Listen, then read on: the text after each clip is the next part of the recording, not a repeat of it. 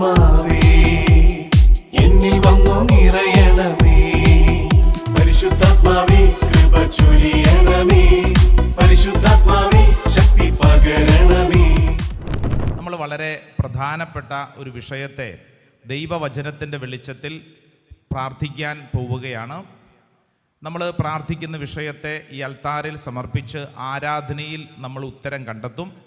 പക്ഷേ ഇപ്പോൾ നമ്മൾ സംസാരിക്കുന്ന വിഷയം അത് വളരെ പ്രധാനപ്പെട്ട ഒരു വിഷയമാണ്. കാരണം നമ്മൾ എല്ലാവരും ജീവിക്കുന്ന ജീവിത സാഹചര്യത്തിൽ അനുദിനം നമ്മൾ അഭിമുഖീകരിക്കുന്ന ഒരു പ്രധാനപ്പെട്ട വിഷയത്തെക്കുറിച്ചാണ് നമ്മൾ ഈ സമയത്ത് പ്രാർത്ഥനയ്ക്കും വചനവിചിന്തനത്തിനുമായി സ്വീകരിച്ചിരിക്കുന്നത്. അപ്പം അതുകൊണ്ട് അത്രയും ശ്രദ്ധയും പ്രാർത്ഥനയും നിങ്ങൾ കൊടുക്കണമെന്ന് പ്രത്യേകം ഓർമ്മപ്പെടുത്തുകയാണ്. ഹല്ലേലൂയ എന്ന് പറഞ്ഞു കഴിഞ്ഞാൽ സാധാരണ നമ്മൾ ഇരിക്കുന്നത് പോലെ വളരെ ലാഘവ ബുദ്ധിയോടുകൂടി ഇരിക്കരുത്.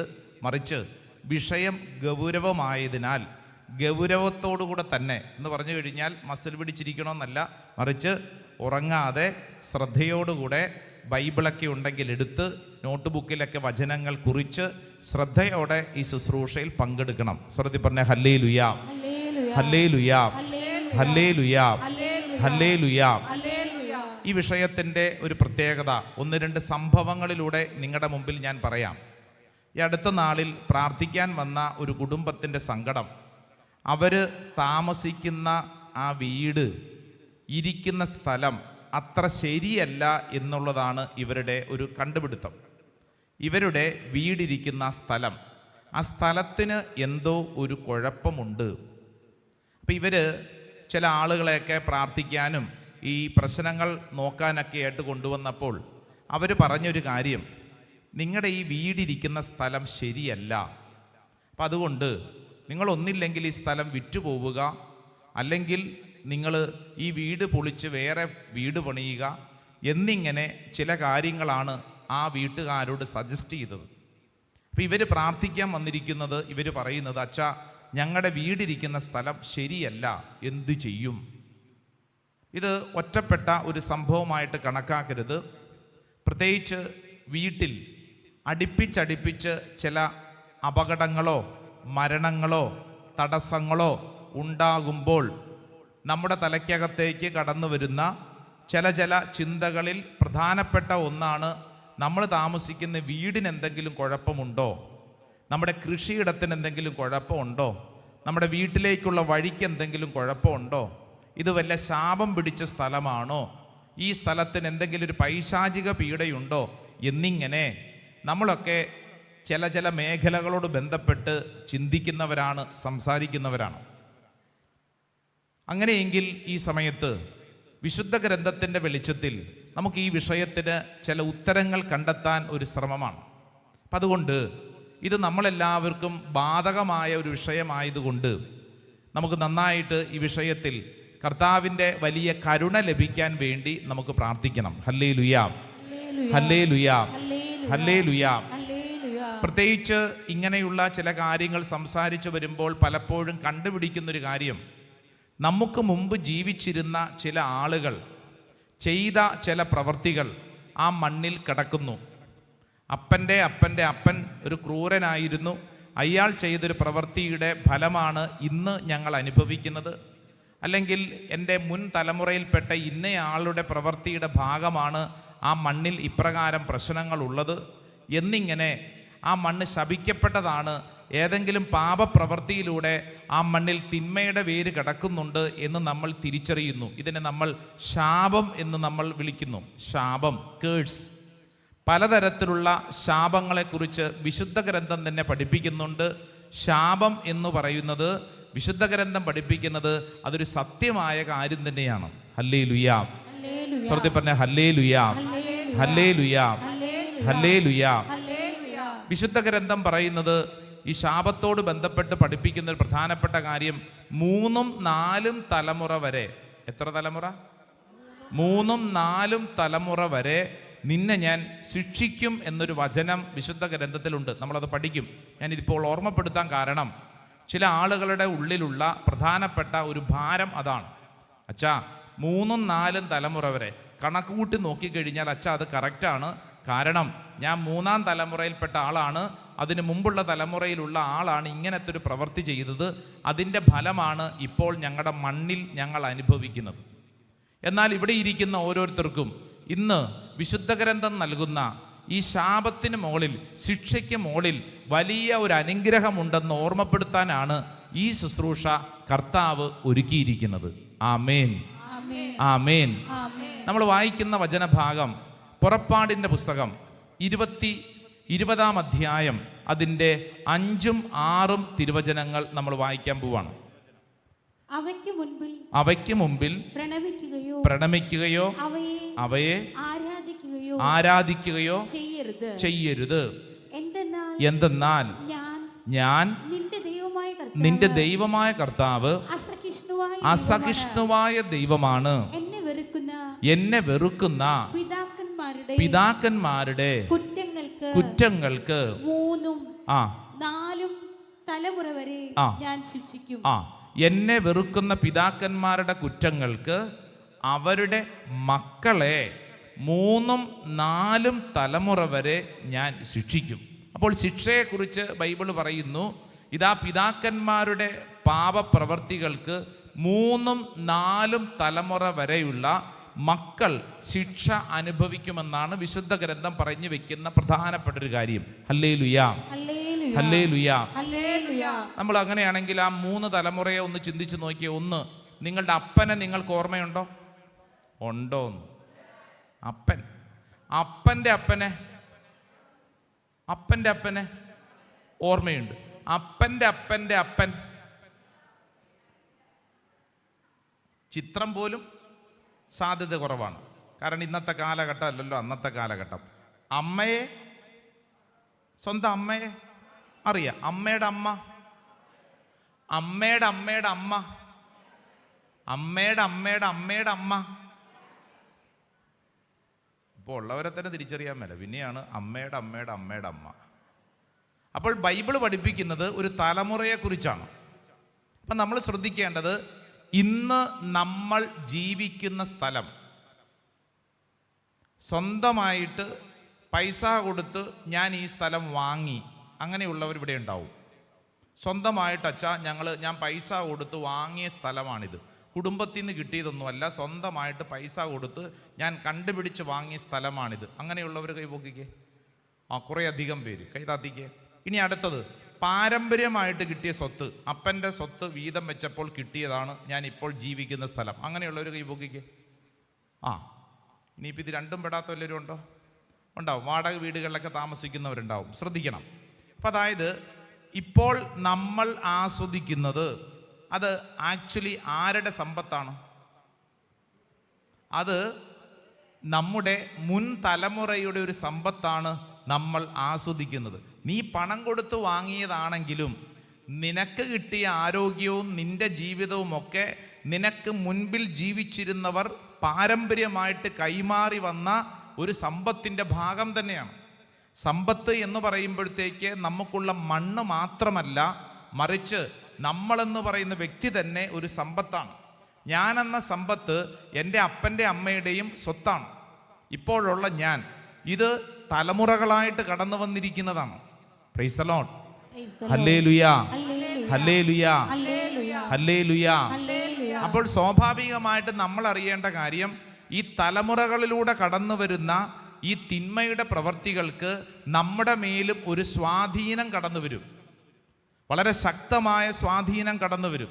അത് പലതരത്തിൽ കടന്നു വരും. ഞാനിത് പറയുമ്പോഴത്തേക്ക് ഇത് ഭൗതിക മേഖലയിലെ തടസ്സങ്ങൾ മാത്രമല്ല. ഭൗതിക മേഖലയിലെ തടസ്സങ്ങൾ നമ്മൾ സ്ഥിരം അനുഭവിക്കുന്നുണ്ട്. ഒരുപക്ഷെ ചില വീടുകളിൽ അടിക്കടി മരണം, പലതരത്തിലുള്ള മരണം. ഈ കഴിഞ്ഞിടയ്ക്ക് ഞാനൊരു കുടുംബത്തെ പരിചയപ്പെട്ട് അവർക്ക് വേണ്ടി പ്രാർത്ഥിക്കുമായിരുന്നു. വളരെ ദാരുണമായിട്ടുള്ള മരണമാണ് ആ കുടുംബത്തിൽ. ഒരാൾ ആത്മഹത്യ ചെയ്തു, മറ്റൊരാൾ ഒരു വാഹനാപകടം, മറ്റൊരാൾ മറ്റൊരു തരത്തിൽ എന്ന് പറഞ്ഞു കഴിഞ്ഞാൽ ഇവരെക്കുറിച്ച് പറയുമ്പോൾ തന്നെ പറയുന്നവർക്ക് പോലും വലിയൊരു ഭാരം. കാരണം ഇതെന്താന്ന് മനസ്സിലാവുന്നില്ല. ഇതൊരു ശരിയല്ലാത്ത രീതി പോലെ അടിക്കടി പലതരത്തിലുള്ള മരണം, അതോടൊപ്പം തന്നെ അപകടങ്ങൾ, പല രീതിയിലുള്ള അപകടങ്ങൾ. അപ്പോൾ ഈ അപകടങ്ങളൊക്കെ സംഭവിക്കുമ്പോൾ ആ കുടുംബത്തിലുള്ളവർ ചിന്തിക്കുകയാണ്, എന്തോ ഒരു കുഴപ്പമുണ്ടല്ലോ, നമ്മുടെ ഈ മണ്ണിൽ എന്തോ ഒരു പ്രശ്നമുണ്ടല്ലോ. വേറെ ചില കുടുംബങ്ങൾ കണ്ടിട്ടില്ലേ, കുടുംബത്തിൽ ഒരു ഐശ്വര്യവുമില്ല, എന്തെല്ലാം ചെയ്താലും ഒരു ശാപം പിടിച്ച പോലെ വീടുകൾ കിടക്കുന്നു. നമുക്ക് ചില വീടുകളിലോട്ട് കടന്നു ചെല്ലുമ്പോൾ തന്നെ അവരുടെ മുറിയിലോട്ട്, ആ വീട്ടിലോട്ട് കയറി ചവിട്ടി ആ സ്റ്റെപ്പ് കയറി വീട്ടിലോട്ട് കയറുമ്പോൾ തന്നെ നമുക്ക് കൃത്യമായിട്ട് അനുഭവിക്കും. അത് എനിക്കെന്ന് മാത്രമല്ല, ഇവിടെ ഇരിക്കുന്ന ഓരോരുത്തർക്കും. ചില സ്ഥലങ്ങളിലോട്ട് കടന്നു ചെല്ലുമ്പോൾ തന്നെ എന്താണെന്നറിഞ്ഞുകൂടെ വല്ലാത്തൊരു ഭാരം, വല്ലാത്ത ഒരു വീർപ്പ് മുട്ടൽ, വല്ലാത്തൊരു ശ്വാസം മുട്ടൽ. ചില സ്ഥലങ്ങളിൽ ചിലപ്പോൾ വലിയ വീടായിരിക്കും, പക്ഷേ നമുക്ക് ഭയങ്കര വീർപ്പ് മുട്ടൽ അനുഭവപ്പെടും, ഭയങ്കരമായ നെഗറ്റിവിറ്റി അനുഭവപ്പെടും. അപ്പം നമ്മൾ മനസ്സിലാക്കേണ്ടത്, തിന്മ എന്ന് പറയുന്നത് ഒരു യാഥാർത്ഥ്യമാണ്. തിന്മ പാരമ്പര്യമായിട്ട് ചില പീഡകൾ ചില കുടുംബങ്ങളിലും വ്യക്തികളിൽ സമ്മാനിക്കുന്നുണ്ട്. അത് സത്യമായ കാര്യമാണ്. അത് ചില രോഗങ്ങളിലൂടെ കടന്നു വരും. അപകടങ്ങളും മരണങ്ങളും മാത്രമല്ല, രോഗപീഠകൾ, ചില രോഗങ്ങൾ പാരമ്പര്യമായിട്ട്, ചില രോഗങ്ങൾ, ചില അലർജി രോഗങ്ങൾ പാരമ്പര്യമായിട്ട് കടന്നു വരും, ഇല്ലേ? മാനസികമായിട്ടുള്ള ചില രോഗപീഠകൾ പാരമ്പര്യമായിട്ട് കടന്നു വരുന്നു. മാനസിക രോഗങ്ങൾ, കുഞ്ഞില്ലാത്തതിൻ്റെ ദുഃഖം, ഇങ്ങനെ തുടങ്ങി ഓരോരോ മേഖലകളും ഈ ശുശ്രൂഷ സമയത്ത് ധ്യാനിക്കുമ്പോൾ നമുക്ക് മനസ്സിലാവുന്നു, ശരിയാണല്ലോ, ചില പീഡകൾ ഞങ്ങളുടെ കുടുംബത്തിലും ഉണ്ടല്ലോ. ഹല്ലേലൂയാ, ഹല്ലേലൂയാ, ഹല്ലേലൂയാ. അങ്ങനെയുള്ള നമ്മൾ ശ്രദ്ധിക്കേണ്ട കാര്യം, ഇതെന്തിനാണ് ഇപ്പോൾ ഈ ശുശ്രൂഷ പങ്കെടുക്കണമെന്ന് ചോദിച്ചാൽ, നമ്മൾ വിശ്വസിക്കുകയും പ്രാർത്ഥിക്കുകയും ചെയ്താൽ അടുത്ത തലമുറയിലേക്ക് ഇപ്പോൾ നമ്മൾ പാരമ്പര്യമായിട്ട് അനുഭവിക്കുന്ന ഈ പീഡ കടന്നു പോകാതിരിക്കാൻ ഇന്ന് ഈ ശുശ്രൂഷയിൽ പങ്കെടുക്കുന്ന നമ്മൾ വിചാരിച്ചാൽ, പ്രാർത്ഥിച്ചാൽ ഇതിനെ എന്നേക്കുമായിട്ട് നിർവീര്യം ചെയ്യാൻ പറ്റും. പ്രൈസ് ദി ലോർഡ്, ഹല്ലേലൂയാ. നിങ്ങൾക്കത് മനസ്സിലാകാൻ തൊട്ടടുത്ത വചനം ഒന്ന് വായിച്ചാൽ മതി. 20-ാം അധ്യായം അതിൻ്റെ 6-ാം തിരുവചനം, 20:6 വായിച്ചാലോ? എന്നാൽ എന്നെ സ്നേഹിക്കുകയും എൻ്റെ കൽപ്പനകൾ പാലിക്കുകയും ചെയ്യുന്നവരോട് 1000 തലമുറകൾ വരെ ഞാൻ കരുണ കാണിക്കും. ശ്രദ്ധിച്ചോണേ, ഈ വചനം ഒന്ന് നമുക്ക് ഏറ്റുപറഞ്ഞ് പ്രാർത്ഥിക്കാം. എന്നാൽ എന്നെ സ്നേഹിക്കുകയും എൻ്റെ കൽപ്പനകൾ പാലിക്കുകയും ചെയ്യുന്നവരോട് 1000 തലമുറകൾ വരെ ഞാൻ കരുണ കാണിക്കും. ഹല്ലേലൂയാ. അപ്പൊ ശ്രദ്ധിച്ചോ, ശാപം എത്ര തലമുറ വരെ എന്ന് പറഞ്ഞേ? 3-4 തലമുറ വരെ. എന്നാൽ ദൈവത്തിൻ്റെ കരുണ, രക്ഷ എത്രയാണ്? 1000 തലമുറകൾ. പ്രൈസ് ദി ലോർഡ്, ഹല്ലേലൂയാ. ഇന്ന് ഈ ശുശ്രൂഷ അവസരത്തിൽ നീ ഈ മേഖല തിരിച്ചറിഞ്ഞാൽ നിന്നിലൂടെ 1000 തലമുറകൾ രക്ഷ പ്രാപിക്കുന്ന അത്ഭുത കൃപയാണ് നമ്മൾ സ്വീകരിക്കുന്നത്. ഇതല്ലെങ്കിൽ എന്തു ചെയ്യും? അയ്യോ, എൻ്റെ വീട്ടിൽ ഇങ്ങനെയുണ്ടല്ലോ, ഇത് ശാപം പിടിച്ച വീടാണല്ലോ, രക്ഷപ്പെടിയാലല്ലോ എന്നും പറഞ്ഞ് നമ്മൾ ഇങ്ങനെ കരഞ്ഞ് വിലപിച്ചുകൊണ്ടിരിക്കും. അങ്ങനെ ഇരിക്കാനല്ല ദൈവമകനെ, ദൈവമകളെ ഇന്ന് ഈ കൂടാരത്തിൽ സർവശക്തനായ ദൈവം കൊണ്ടുവന്നിരിക്കുന്നത്. ഒച്ചത്തിൽ പറഞ്ഞേ ആമേൻ, ആമേൻ, ആമേൻ. സകല ശാപങ്ങളെയും ദൈവത്തിൻ്റെ കരുണയാൽ നമ്മൾ അതിജീവിക്കും. പറഞ്ഞേ, സകല ശാപങ്ങളെയും ദൈവത്തിൻ്റെ കരുണയാൽ നമ്മൾ അതിജീവിക്കും. ഹല്ലേലൂയാ. അടുത്തിരിക്കുന്ന ആളോടൊന്ന് പറഞ്ഞു കൊടുത്തേ, സകല ശാപങ്ങളെയും ദൈവത്തിൻ്റെ കരുണയാൽ നമ്മൾ അതിജീവിക്കും. ഹല്ലേലൂയാ, ഹല്ലേലൂയാ. ഈ കരുണ അനുഭവിക്കുക, 1000 തലമുറകൾ വരെ അനുഭവിക്കേണ്ട ഈ കരുണ അനുഭവിക്കുക എന്നുള്ളതാണ് നമ്മുടെ ഏറ്റവും വലിയ ദൗത്യം. അതുകൊണ്ടാണ് വിശുദ്ധ ഗ്രന്ഥം പറഞ്ഞത്, എന്നെ സ്നേഹിക്കുകയും എൻ്റെ കൽപ്പനകൾ പാലിക്കുകയും ചെയ്യുന്നവരോട്. എങ്ങനെയുള്ളവരോടാ? എന്നെ സ്നേഹിക്കുകയും എൻ്റെ കൽപ്പനകൾ പാലിക്കുകയും ചെയ്യുന്നവരോട് 1000 തലമുറകൾ വരെ കരുണ കാണിക്കും. പ്രൈസ് ദി ലോർഡ്, ഹല്ലേലൂയാ. ഇത് നമ്മൾ ശ്രദ്ധിച്ചു പഠിച്ചോണം. കാരണം ഇത് നമുക്ക് അത്യാവശ്യമുള്ളൊരു കാര്യമാണ്. കാരണം അനുദിന ജീവിതത്തിൽ നമ്മൾ പലവിധ പ്രശ്നങ്ങളിലൂടെ കടന്നു പോകുന്നു. ഒരു പ്രതിസന്ധി വന്നാൽ എന്താ ചെയ്യേണ്ടതെന്ന് പഠിച്ചോണം. ഈ പ്രതിസന്ധിയും കൊണ്ട് നാട് മുഴുവൻ ഓടിക്കൊണ്ടിരിക്കുക ചിലര്.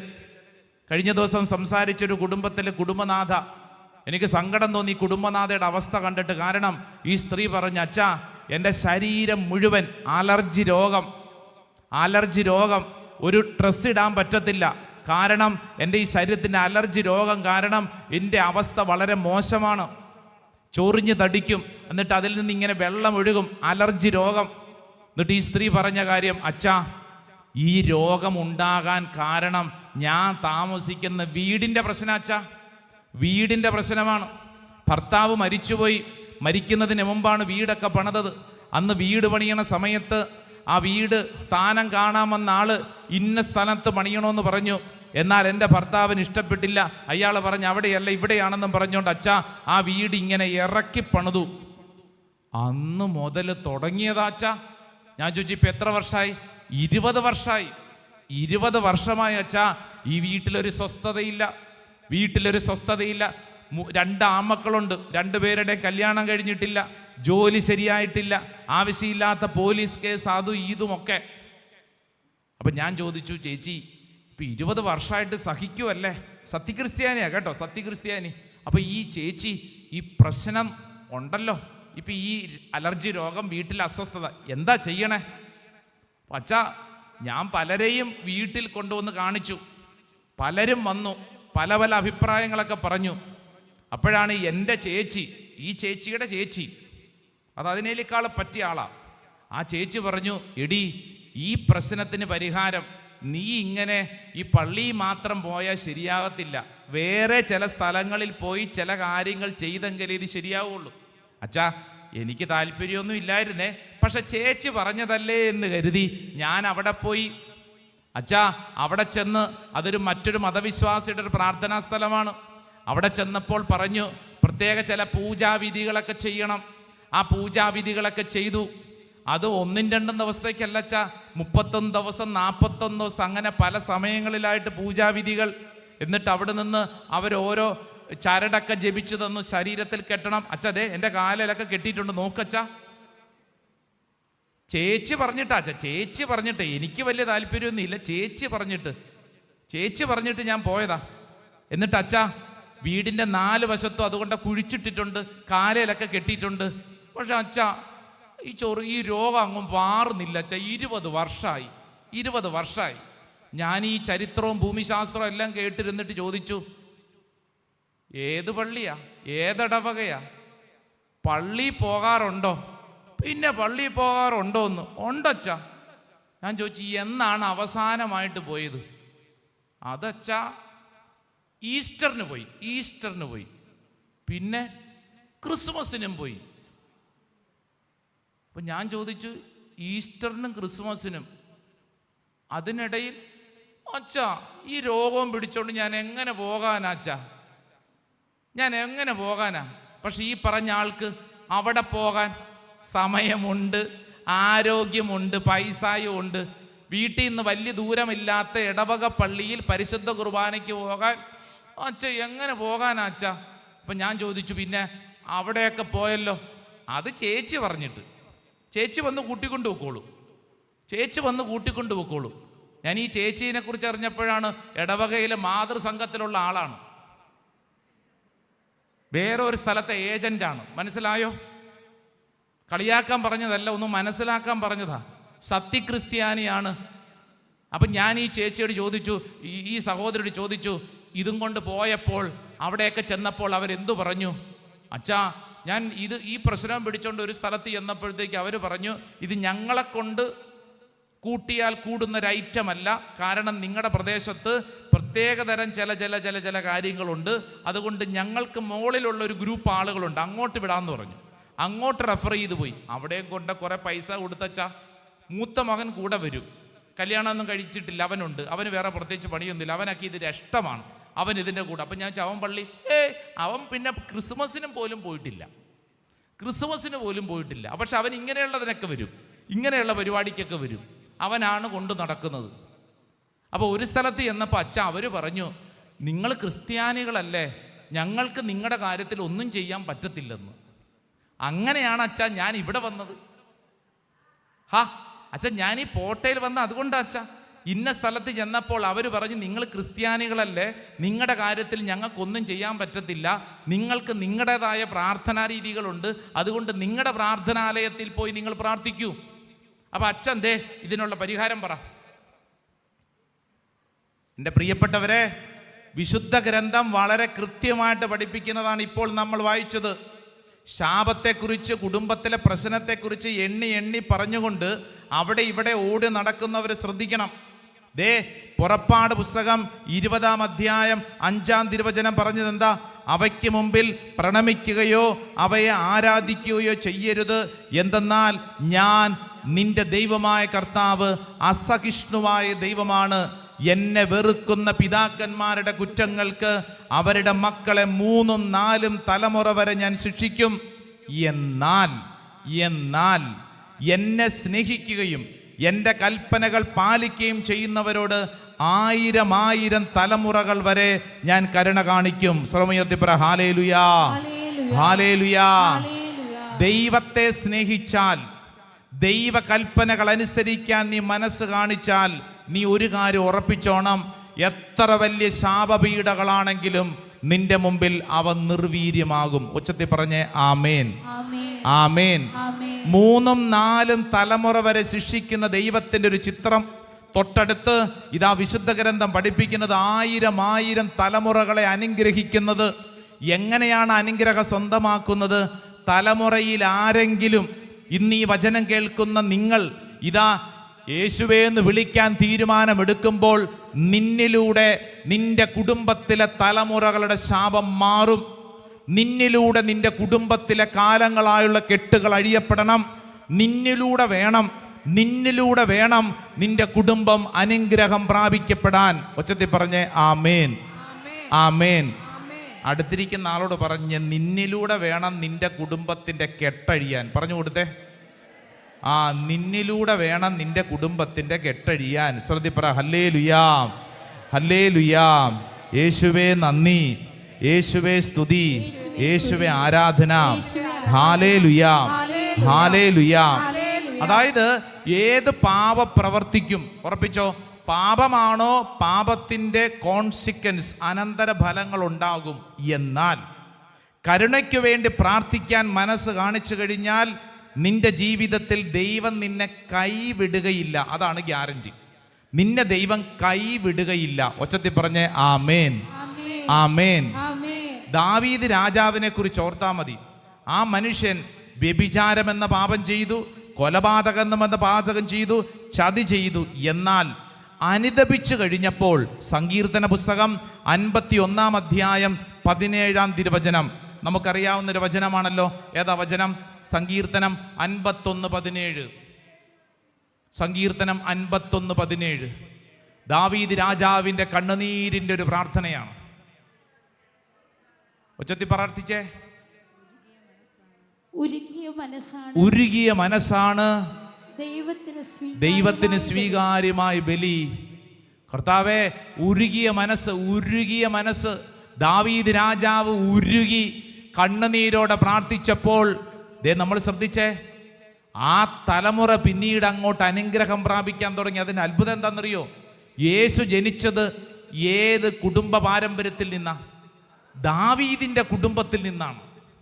ആ കുടുംബത്തിൽ സംഭവിക്കാമായിരുന്ന തിന്മയുടെ ശാപപീഠകൾക്ക് മുമ്പിൽ ഈ ദാവീദ് കണ്ണുനീരോടെ പ്രാർത്ഥിച്ചപ്പോൾ 1000 തലമുറകളിലേക്ക് അനുഗ്രഹം ഒഴുകിയതിൻ്റെ ഒരു അടിസ്ഥാനമായിട്ടുള്ള ഉത്തരമാണ് യേശു ദാവീദിന്റെ വംശപരമ്പരയിൽ ജനിച്ചത്. ആമേൻ, ആമേൻ.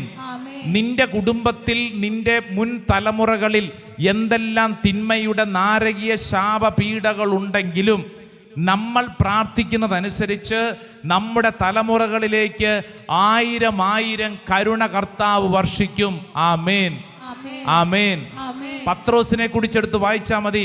പത്രോസ് ഒരു പെൺകുട്ടിയുടെ മുമ്പിൽ യേശുക്രിസ്തുവിനെ 3 പ്രാവശ്യം തള്ളിപ്പറഞ്ഞു. പക്ഷേ അവൻ്റെ കരച്ചിലും കരുണയോടുള്ള ദൈവസ്നേഹവും അനുഭവിച്ചു കഴിഞ്ഞപ്പോൾ ആ പത്രോസിനെയാണ് ആദ്യത്തെ മാർപ്പാപ്പയാക്കി ദൈവം ഉയർത്തിയത്.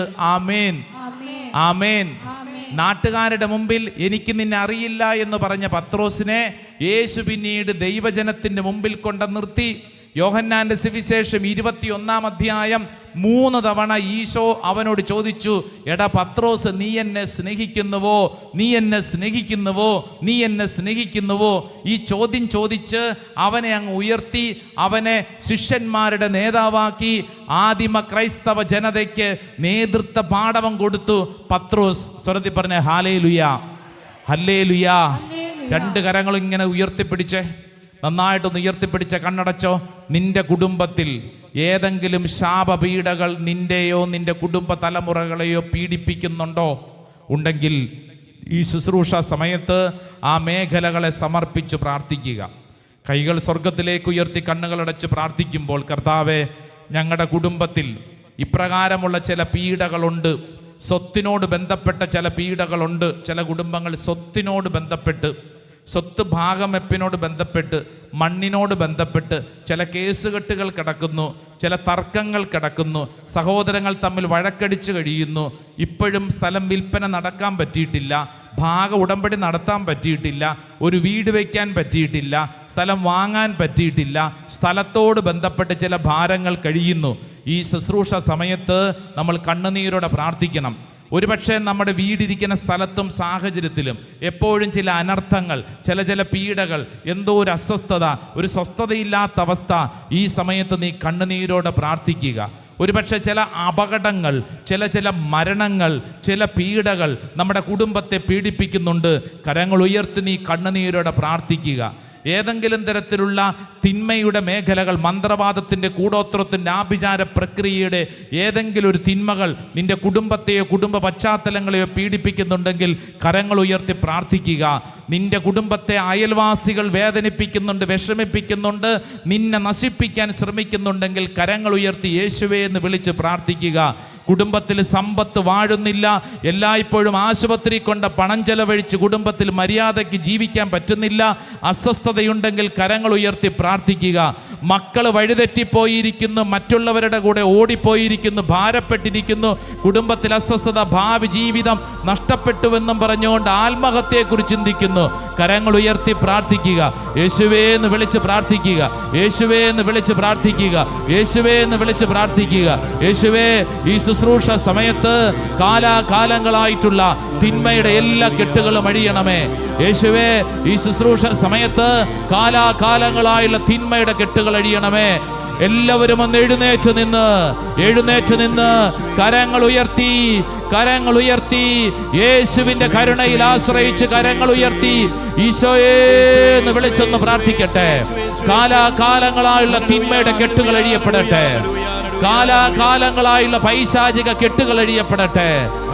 പൂർവ്വപിതാക്കളിലൂടെ കടന്നു വന്നിട്ടുള്ള ശാപപീഡകൾ അഴിയട്ടെ. എല്ലാ ശാപപീഡകളും അഴിയപ്പെടട്ടെ. പൈശാചിക ശക്തികൾ അഴിയട്ടെ. ഓ കർത്താവ്, ഞങ്ങൾ വിശ്വസിച്ച് പ്രാർത്ഥിക്കുന്നു. ഈ ശുശ്രൂഷ സമയത്ത് സംഭവിക്കട്ടെ. കരങ്ങൾ ഉയർത്തി വിളിക്കുന്നു, എന്റെ ഈശോയേ. The mighty power ഈ ശുശ്രൂഷ സമയത്ത് സംഭവിക്കട്ടെ. എല്ലാ കെട്ടുകളും കർത്താവ് അഴിക്കട്ടെ. ഒരു പുതിയ അഭിഷേകം കർത്താവ് വെളിപ്പെടുത്തട്ടെ. ആഗ്രഹിച്ച് പ്രാർത്ഥിക്കണം.